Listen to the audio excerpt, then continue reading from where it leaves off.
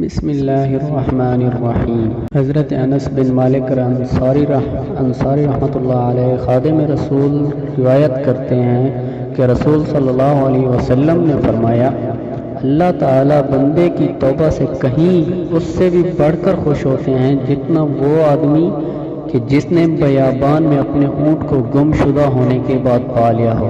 تو صحیح مسلم کی روایت میں یہ الفاظ ہیں کہ اللہ تعالیٰ اپنے بندے کی توبہ سے جب کہ وہ اس کی بارگاہ میں توبہ کرے کہیں اس شخص سے بھی زیادہ خوش ہوتے ہیں جتنا وہ آدمی کہ جس نے کسی صحرا میں اپنی سواری کو گم کر دیا، وہ سواری اس کے ہاتھ سے چھوٹ گئی جبکہ اس کا کھانا اور پینا اس پر لدا ہوا تھا۔ وہ شخص اس کی تلاش میں مایوس ہو کر ایک درخت کے سایہ کے نیچے آ کر لیٹ جاتا ہے۔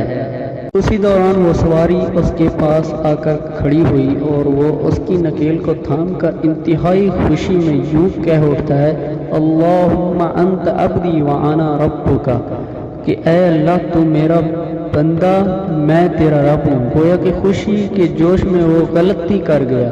حضرت ابو موسیٰ عبداللہ بن قیس رضی اللہ تعالیٰ عنہ سے روایت ہے کہ حضور اقدس صلی اللہ علیہ وسلم نے فرمایا، اللہ تعالیٰ رات کو اپنا ہاتھ پھیلاتے ہیں تاکہ دن میں گناہ کرنے والا رات کو توبہ کرے، اور دن کو اپنا دست قدرت پھیلاتے ہیں تاکہ رات کو گناہ کرنے والا دن کو توبہ کرے۔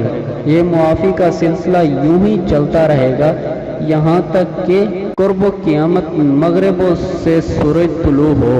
تو پلیز ہماری اگر ویڈیو اچھی لگے تو ہمارے چینل کو سبسکرائب اور لائک شیئر ضرور کریں۔ Thank you.